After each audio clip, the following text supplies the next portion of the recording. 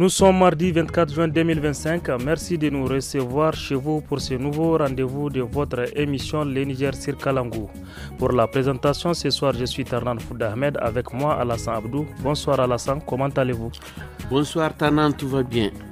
Et d'ailleurs, un clin d'œil à nos amis de l'autre côté de la vitre, Issa Lawadi qui assure la technique pour ce soirée et la chef d'édition, Adama Dawakil Nfilengue. Dis-nous quel est le programme de ce soir. Oui, dans cette émission, nous aurons de la musique 100% nigérienne.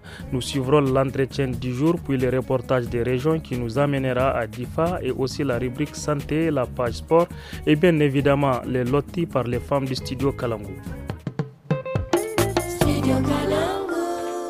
Chères auditrices, auditeurs du studio Kalangou et de ses radios partenaires, nous débutons cette émission avec la première partie de notre entretien du jour, n'est-ce pas Alassane? Oui, Ternan, mais avant la première partie de l'entretien, écoutons cette belle musique 100% nigérienne, le titre Un Oua de l'artiste Safia.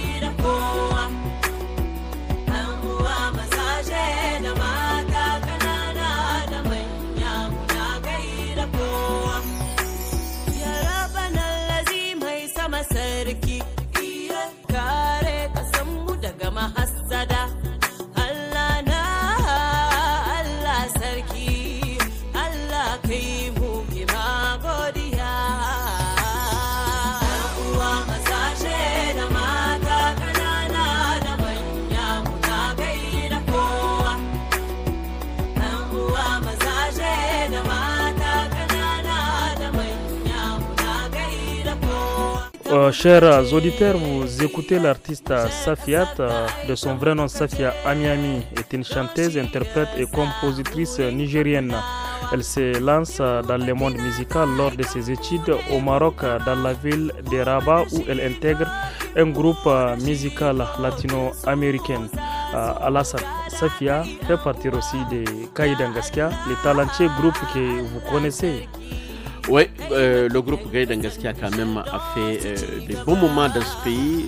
Kaidangaskia nous a permis aussi de souffler et de taper nos poitrines pour dire au Niger aussi nous avons des grands rappeurs, nous avons des équipes quand même qui peuvent nous représenter à l'extérieur et Kaidangaskia, un comme deux, reste inoubliable quand même dans l'esprit des jeunes et de toute la population nigérienne. Et qu'est-ce que vous pensez de ce titre qui est en cours, Un Oua? Un Oua, c'est quand même de la musique et c'est un morceau qui a vraiment marqué aussi la femme nigérienne, qui a marqué tous les Nigériens et vraiment c'est un morceau que moi j'ai beaucoup aimé et je pense que beaucoup de Nigériens à l'intérieur comme à l'extérieur, on félicite Safia pour ce morceau-là, pour l'interprétation surtout parce que un Oua, vous le savez très bien, c'est un morceau, je ne sais pas de quel groupe du Niger lors des festivals, qu'elle a pris, elle a interprété, elle a fait ça d'une autre manière et ça ne peut que faire revivre ce morceau et ça ne peut que vraiment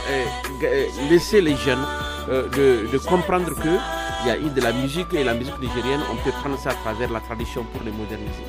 Voilà, Un Oua, nous dédions ce morceau à tous ceux qui nous écoutent en ce moment, et surtout notre technicien du jour et chef d'édition Adama Dawaki.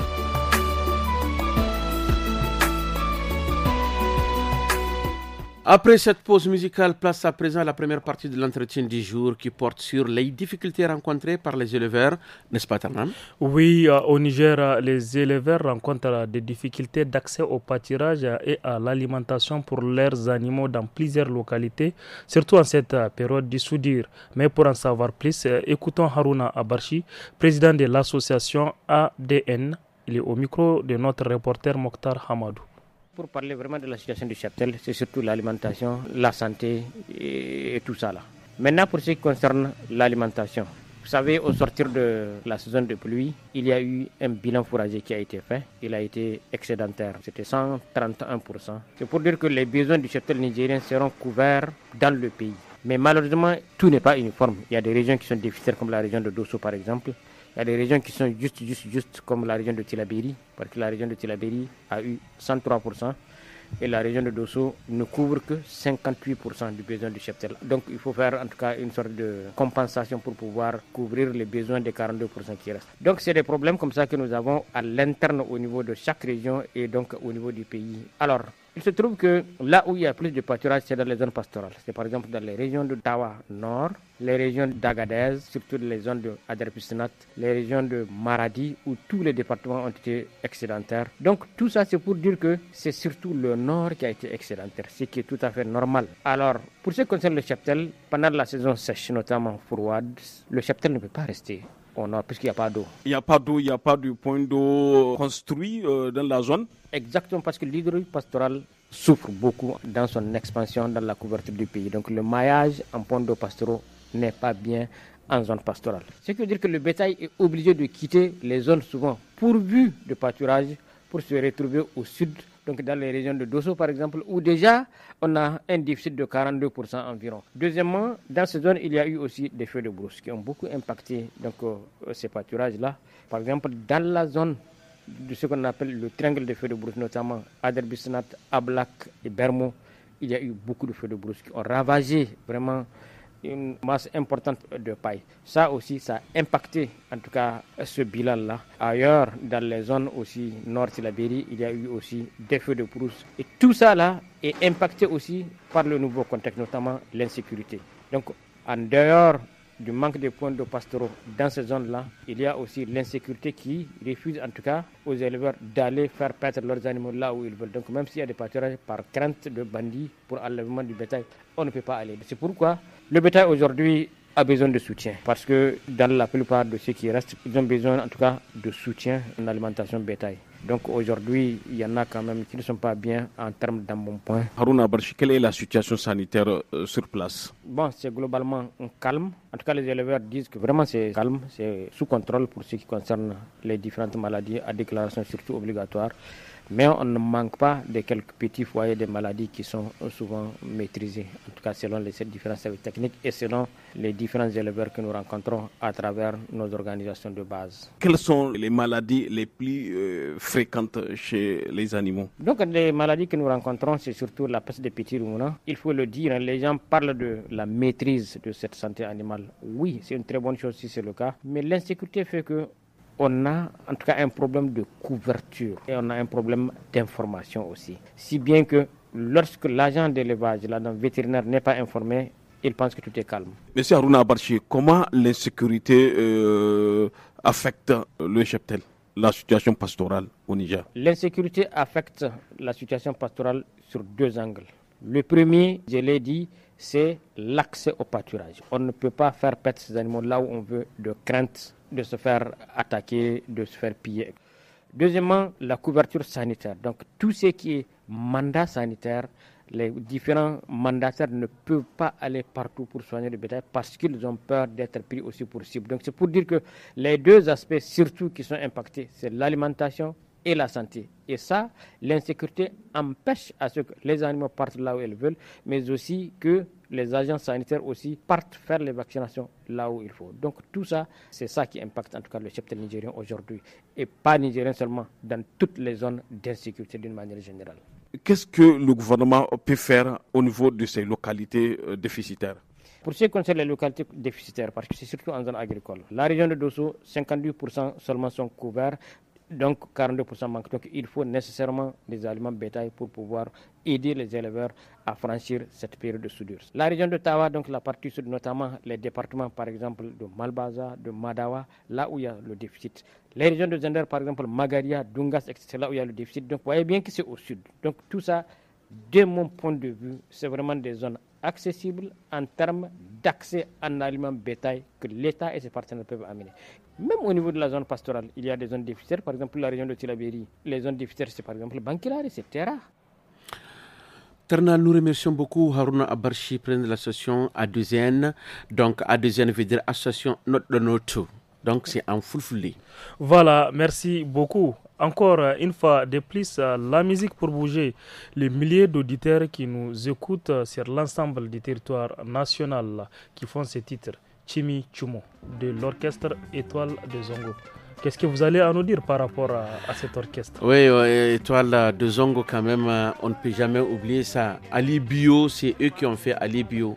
Et ce morceau Ali Bio aussi, c'est toujours de la tradition. C'est des gens quand même qui ont permis à la jeunesse nigérienne vraiment de comprendre cette histoire-là qui est connue dans les livres, dans beaucoup de choses, dans des histoires racontées par les parents. Donc Ali Bio, c'est eux. Et il y a pas mal de morceaux aussi. Et on sait très bien que leur guitariste, qui était chinois, a quitté le groupe un moment pour le groupe Soga. Donc c'est pour te dire qu'ils avaient vraiment des vrais artistes, des gens qui connaissent la musique, même si aujourd'hui le groupe n'est plus ce qu'on pensait, mais on n'oublie pas quand même les anciens morceaux comme ceux que tu viens de nous faire passer là. Voilà, Alassane, beaucoup disent que c'est un joyau de la musique nigérienne basé ici à Niamey et c'est titre Chimichumo, une ode de la vérité. Ouais.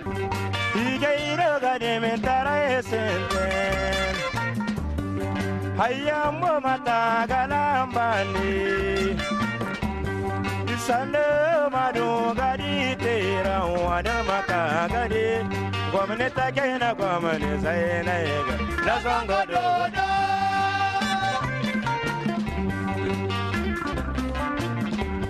Gasai pali pali kalaganda Ay marire Gasai pali pali kalaganda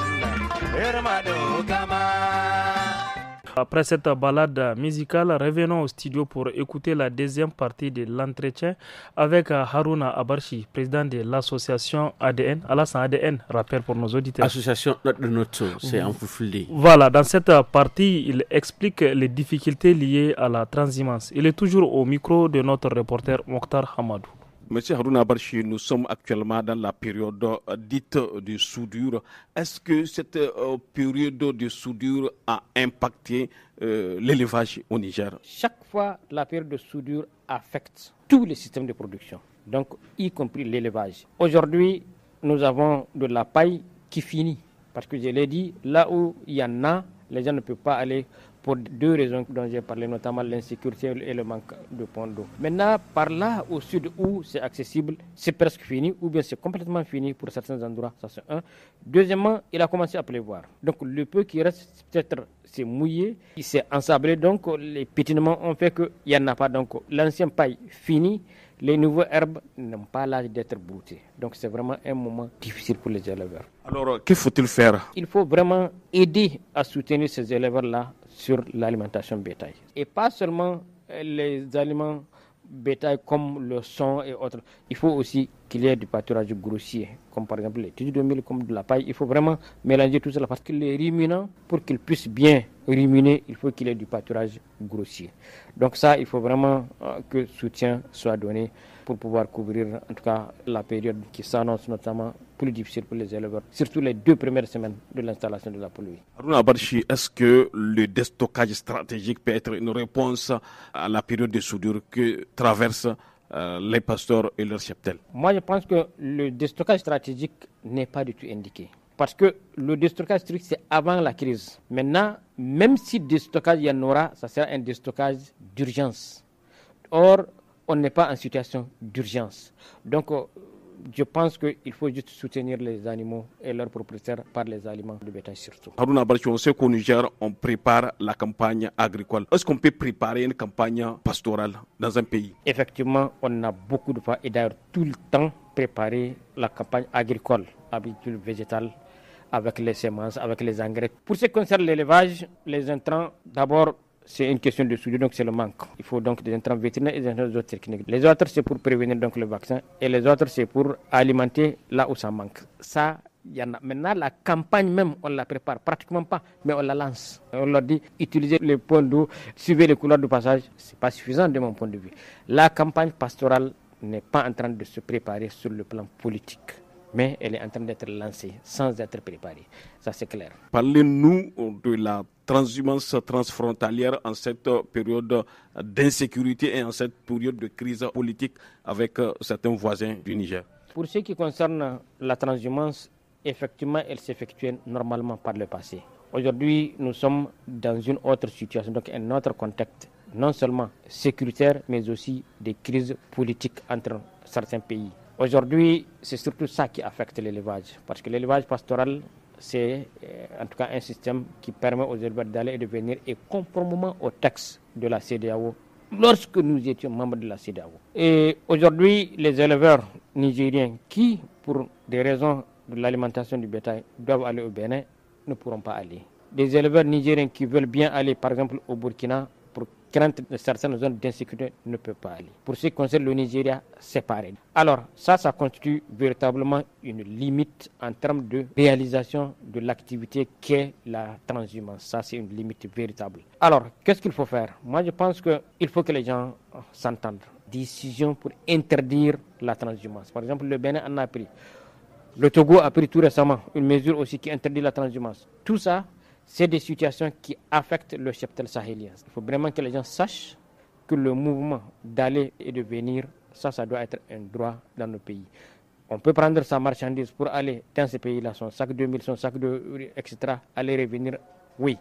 Mais si c'est un animal, c'est des problèmes. Moi, je pense que l'animal aussi est un bien, comme n'importe quel être bien. Donc, ça doit être régi par les mêmes lois, donc le transport de son bien, pour aller utiliser ou vendre tout ce qu'on veut de son bien ou bien de sa richesse. Autre chose que les gens ignorent, les gens pensent que nos pays sahéliens sont les seuls à profiter de la transhumance transfrontalière. Ils ne savent pas que le cheptel de ces pays côtiers-là aussi remonte pendant la saison de pluie. Donc, nous profitons tous au moment où la frontière était ouverte entre le Bénin et le Niger. Quand le Bénin a fermé sa frontière, bon, tout le monde pensait que le Niger va mourir, etc. On n'a pas le port, etc. Mais lorsqu'on a commencé à ne pas aller, ils ont aussi senti le coup. Donc c'est pour dire que c'est une question d'inter-échange. Donc chacun profite, chacun vraiment tire son épingle de jeu dans l'activité qui se réalise. Quand les éleveurs transhumants partent au Bénin, ils vendent là-bas, c'est de la viande, c'est du lait extra qu'ils amènent là-bas. Donc les gens ne sont pas en train de voir ça là. Ils voient juste peut-être le pâturage que les gens utilisent, alors que c'est moins important que la viande et le lait qu'ils apportent en ce moment de transhumance-là. Donc, il faut vraiment, bien sûr, et même de la fumier organique. Donc il y a beaucoup de choses qui les intéressent. Et quand ça sera arrêté, ils vont le ressentir. Ils vont commencer à utiliser l'engrais chimique et ça va les affecter du point de vue santé et même leurs sols seront lessivés. Donc tout ça là, c'est des problèmes. Il faut vraiment que les gens les regardent par des loupes pour pouvoir comprendre qu'il faut que les gens échangent pour pouvoir s'en sortir. Auditeurs et auditrices du Studio Kalangu, à partir de ce lundi 3 mars 2025, le programme du Studio Kalangu passera à 1 heure de diffusion de 17h à 18h. 1 heure de contenu riche et varié, 1 heure pendant laquelle vous aurez l'émission Le Niger sur Kalangu, des informations en 5 langues, un magazine hebdomadaire, un forum hebdomadaire, l'émission des jeunes tous à la fada les dimanches et un documentaire radio mensuel les samedis. Studio Kalangu au rythme du Niger. Place à présent à notre rubrique hebdomadaire santé qui s'intéresse aujourd'hui aux maladies, aux comportements que peuvent développer les personnes âgées. Oui, Alassane, en médecine, il existe une spécialité qui ne prend en charge que les personnes d'un certain âge. Il s'agit de la gériatrie. Cette branche est à ses débuts au Niger. Pour en savoir plus, écoutons Dr Andia Abdulkader, médecin interniste et gériatre à l'hôpital général de référence de Niamey au micro de Zainab Abdou. La gériatrie, c'est cette spécialité médicale qui prend en charge les pathologies ou les maladies qui concernent les personnes âgées. L'OMS définit la personne âgée comme étant une personne dont l'âge chronologique est supérieur ou égal à 65 ans. Ça, c'est vraiment la définition internationale. Cette définition ne veut pas dire que dès que vous avez 65 ans, vous relevez de la prise en charge d'un gériatre. Parce qu'il faut spécifier la définition chronologique de l'âge de supérieur à 65 ans et les différentes pathologies, l'aspect clinique que présente la personne âgée. Les personnes âgées ont besoin d'une prise en charge d'un gériatre aux environs de l'âge de 15 ans en Europe. Et je dirais comme ça empiriquement chez nous en Afrique, on peut dire qu'une personne âgée qui a un âge autour de 70 ans, il faut qu'il soit vu par un gériatre, ne serait-ce que pour faire une évaluation gériatrique afin de l'orienter s'il faut qu'il soit suivi réellement par un gériatre, mais également faire en sorte qu'il soit suivi par un autre spécialiste en corrélation avec le gériatre.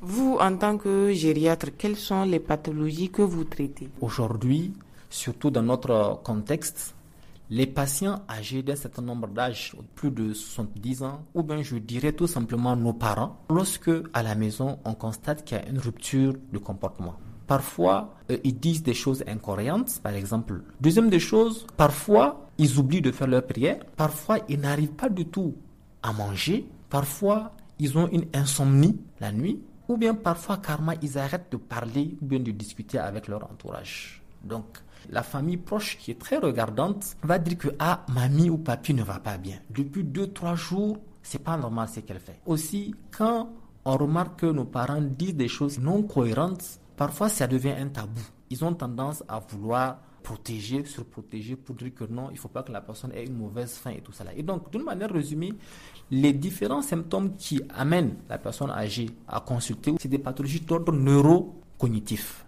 c'est-à-dire qui concernent la mémoire, qui concernent l'attention, qui concernent la vigilance, qui concernent l'alimentation et surtout qui concernent l'insomnie et parfois une agressivité, une contrariété dans le temps de survenue progressive ou bien brutale. Rapidement, les pathologies qu'on rencontre surtout en cas de troubles neurocognitifs, c'est ce qu'on dit assez souvent des maladies de mémoire.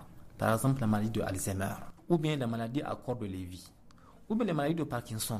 Ça, ce sont vraiment des pathologies courantes qu'on voit chez la personne âgée qui font en sorte qu'ils ont un comportement bizarre. L'autre type d'affection, c'est surtout un fond de dépression. Alors, cette dépression, elle est difficile à évaluer, mais pas impossible. Parce qu'il faut des échelles, il faut être attentif. Alors, l'autre affection, c'est que les personnes âgées, surtout qu'on remarque aux alentours de 70 ans, ils ont des pathologies chroniques. Assez souvent, ils sont hypertendus, ils sont diabétiques. S'ils sont diabétiques également, l'alimentation n'est pas contrôlée. Et ils développent une perte de poids ou bien ils développent des complications de ces différentes pathologies qu'ils ont traînées pendant longtemps. Et assez souvent, ce sont ces pathologies, quand elles vont se compliquer, qu'on amène le patient âgé, très souvent en retard, en consultation, pour voir son médecin traitant qui assez souvent appelle le gériatre pour participer à l'évaluation. Et oui, Tarnan, à présent, après la rubrique santé, chers auditeurs, à présent, place à l'écho des régions. Et nous partons dans la région de Difa pour parler d'une tradition dénommée Guida. Oui, en effet, Alassane, la tribu Toubou est une communauté africaine. Elle possède de nombreuses traditions, parmi lesquelles le Guida, une danse traditionnelle pratiquée lors des cérémonies telles que les mariages, les baptêmes ou les fêtes. Cependant, elle prend une signification particulière lorsqu'elle est exécutée à l'occasion du divorce d'une femme, moment où elle revêt une grande intensité symbolique. Découvrez tous les détails dans ce reportage signé Guidi Abdraman. Dans les profondeurs du coutume Toubou réside le rituel du Gouda, particulièrement observé lorsque des femmes divorcent. Cette tradition, selon Fatima, une femme Toubou, peut se produire jusqu'à 3 fois dans la vie d'une femme. mutanen mu na da in miji ya sake ki ba za ki shiru ki zamana ba in kun yi magana in dai saki ya zo sai ki fito ki buda mai kyau kowa ya ji mutanen anguwa duk su taru abokan ki su zo kowa ya zo a kwashe kaya shikenan mutum tana buda tana wasa za ta yi gidansu ta zamana kuma ta yi biki don saboda an sake ta tamari sauran su kashe mata rakumi su yanka su yi ta wasa. Abukar Issa, membre respecté de la tribu Toubou, explique les racines profondes de cette tradition millénaire. A nan matan tubawa kaman suna nunawa isa ne cewa da miji ko ya sake su ba za su nuna cewa da kaman abun bai musu daɗi ba da sauran shi shine yasa suke yin guda. Bancin shi kuma gudan nan da suke yi daga an yi guda ɗaya biyu duk sauran tubawa da suke karkaran sun san cewa da anan fa waccan an sake ta. Kuma gudan nan da shine za ta yi har ta je gidansu. To kuma a nan da yake abu ne al'ada za ka gani kai tsaye kaman 'yan uwanta ne tsohin zawarunta ne duka za a tattaru a ranar nan mawasa ne za a yi don saboda za a siyo sukari bahu gangan shayi kati na yin wasa dabbobi a yanka. Mariam, une femme qui a personnellement vécu à maintes reprises cette cérémonie, partage son expérience. Akwai abokanmu da yawa wanda aka saki mun taba halattar wurin muna taya su murna da sauransu da tana burge ni sosai ma tun da al'adar mu ce. Abukar Issa apporte des éclaircissements portant sur les rôles et les responsabilités des différents membres de la tribu qui contribuent à faire vivre ce rituel. A al'adance mace daga ta yi wannan guda an sake ta akwai 'yan uwanta ita in tana yi wa kanta in bata da 'yan uwanta suna yi ko kuma wani wanda dama yana son ta mijinta wanda ya sake ta ya yi karfin wancan ya ɗauke ta yanzu kenan shi ya samu hanya wanda shi ma zai nuna kanshi shi zai iya ya ɗauki yaunin komi da komi zai je so sukari buhu zai je so gangan shayi zai je so dabban da za a yanka a ranar kahan a yi babban biki wannan kamar yana nuna cewa ne kamar ranar sakin ne a gaggauce an yi shi amma za a yi babban biki wanda har tsawon sati za a yi ta yin shagulgula. Alors que le Gouda demeure une tradition enracinée au sein de la tribu Toubou, nous constatons qu'elle s'épanouit davantage dans le village que dans les villes. Chers auditrices, auditeurs, si vous venez de nous rejoindre, vous êtes à l'écoute de l'émission Le Niger sur Kalangou. Place à présent au sport avec notre chroniqueur Moussa Hassan. Moussa, bonjour. Bonjour Alassane, bonjour Ternan. Aujourd'hui en sport, nous allons revenir sur la première édition des Jeux de la Confédération de l'AES qui se tient au Mali. En effet, le coup d'envoi de la première édition des Jeux de la Confédération a été donné le samedi 21 juin 2025 par le tournoi de football. Une compétition qui est réservée à la catégorie cadette. Et en match d'ouverture, le MENA du Niger s'est incliné 3-0 face à leurs hôtes, les Aiglons du Mali. Mais hier, le MENA a battu l'équipe du Burkina Faso 1-0. Donc, à égalité de points, 3 points partout entre les deux du premier. La qualification du MENA dépend des résultats de la confrontation entre le Mali et le Burkina Faso. Eh oui, merci Moussa. Oui, le MENA s'est incliné 0-3. Alors Moussa, parlons toujours football, mais cette fois-ci à l'international avec la Coupe du Monde des clubs 2025. Et oui, et cette compétition entre les meilleurs de chaque continent qui se joue aux États-Unis tient en haleine les amateurs du ballon rond. Et les premiers qualifiés des huitièmes de finale de la Coupe du Monde des clubs 2025 sont déjà connus. Il s'agit donc du Bayern Munich, premier ou deuxième du groupe C, Flamengo, premier du groupe D, Juventus Turin, premier ou deuxième du groupe G. Manchester City, aussi premier ou deuxième du même groupe G. Le PSG Paris Saint-Germain est déjà premier du groupe B. Botafogo, JR, deuxième du groupe B. Palmeiras, lui aussi premier du groupe A et deuxième du groupe A, Inter Miami CF.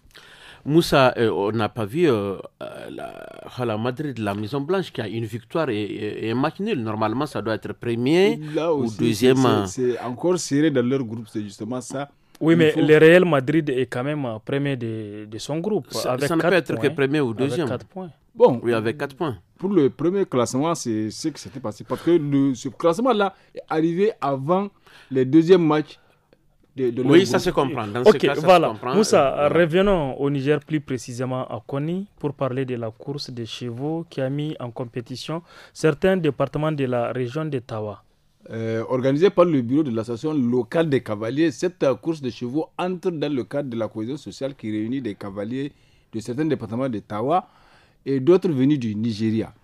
Plus de précision, écoutons Osama Ladi, qui est le président de la dite association au micro d'Asman Arsika.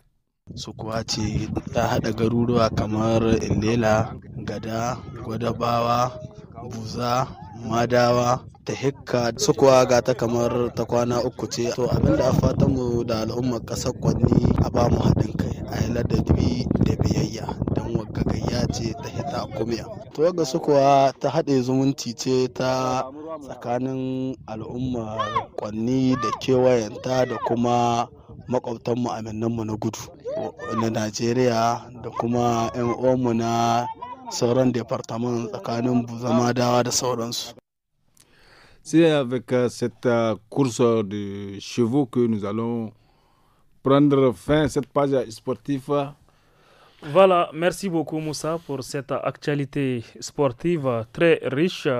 Maintenant, place à notre chronique Loti qui porte sur les couples et la question de poursuite des études pour les femmes. Alassane, une fois mariées, les gens parfois refusent de laisser les filles aller étudier alors qu'il y a une promesse qui a été faite. Oui, Ternano, au Niger, plusieurs couples se marient avec l'engagement ferme du mari de permettre à sa femme de poursuivre ses études. Si cette dernière est une élève, ou au moins lui donner la chance de passer les examens de fin d'année pour avoir son diplôme. Malgré cet engagement, certains maris refusent catégoriquement à leurs femmes d'étudier. Les femmes du studio Kalango se sont intéressées à cette situation. Écoutons leurs sages conseils à travers le loti d'aujourd'hui.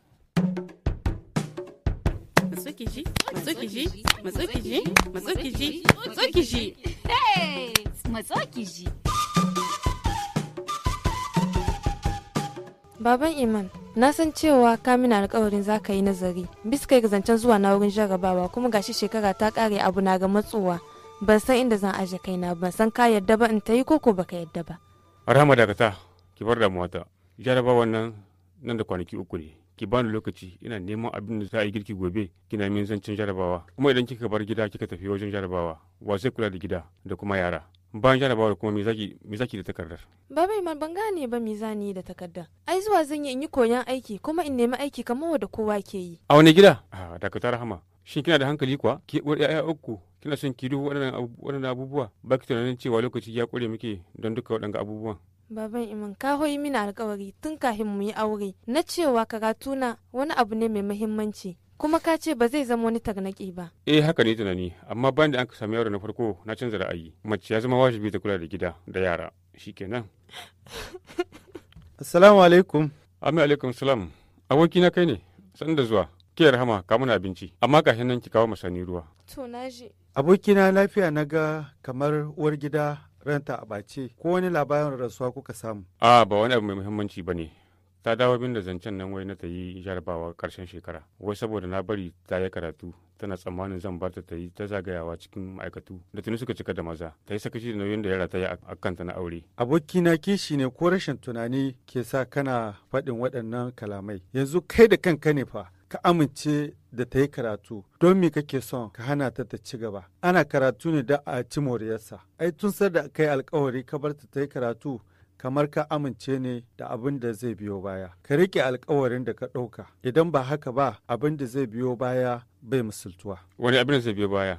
Ka sani Sani, abubuwa sauyawa suke yi kuma ci gaba suke. Na faɗi duk wannan ne saboda ban yi tunanin za mu yi saurin samun yara ba. Bace haka ina fita da safe, ita kuma ta fita ba daidai ba ne. Ba zan iya hankula da irin wannan abin ba, wa zai kula da 'ya'yana? Ai ya kamata ka yi dukan wannan tunani kafin ka so auren wadda ta yi karatun boko. Ko kamance da duka irin rashin mutuncin da ka yi wa mijin kanwaka da ya so matar shi ta ɗauki hutu wata 6 a wajen aikinta don ta kula da 'ya'yansa. Shi ne yanzu kai kake son ka hana wa kanwan wani ta yi karatu? Mutumina ba ɗaya ba ne, 'yar uwata na aiki amma ba matata ba. Kai addini ma ya ce dole ne mace ta yi biyayya ga mijinta. Ai duka ɗaya ne, amma kai alkawari kai cewa ka amince ta yi karatu. Kenan kar ka ɓoye bayan addini don ka ba kanka gaskiya. Ina shawartar ka da ka kasance mai magana ɗaya, ba ma ita kaɗai ba, har iyayenta da suka ɗauki ɗawainiyar karatunta har lokacin da ka zo ka aure ta. To idan duk abin da ka faɗa min bai yi min ba, me zai faru? Na yi maka zance da farko za ka rasa kimarka a idon sirikanka da ke ganin rayuwar 'yarsu da ƙoƙarinsu ya tafi a banza. Matarka za ta iya guje maka tun kai har 'ya'yanka, tun da ka zama ƙalubale ga jin daɗin rayuwarta. Ko da ta zauna maganarka ba ta ƙara yin kima a idonta. A takaice abin da nake so na kwatanta maka abokina shine ka yi sa'ar samun mace da ta yi karatu kuma har take fagen neman aiki, za ta ci gashin kanta, sannan kai da yaranka duka za ku amfana. Ban fahimci abubuwa ta wannan bangaren ba abokina. Dakata. Ke, Rahama. Na'am mai gida. Shirye kayan yara, yanzu babban hutun 'yan makaranta ne. Za mu kai su wajen iyayena, sai ki dawo ki kimtsa domin jarabawar. Na gode mai gida da ka fahimce ni, kuma da goyon bayan da kake bani. Ainihin ya kamata ne nemi gafara, saboda na yi waɗannan maganganu ne ba tare da na yi dogon nazari ba. To madalla aboki da yanzu kai yayi kyau, amma sai mu ci abinci kafin mu fita. Haka nan ne kana da gaskiya, har ma na sa abincin ga teburin can na kikinsa. Nous sommes à la fin de notre émission Niger sur Kalangu et effectivement à la fin de notre rubrique Loti.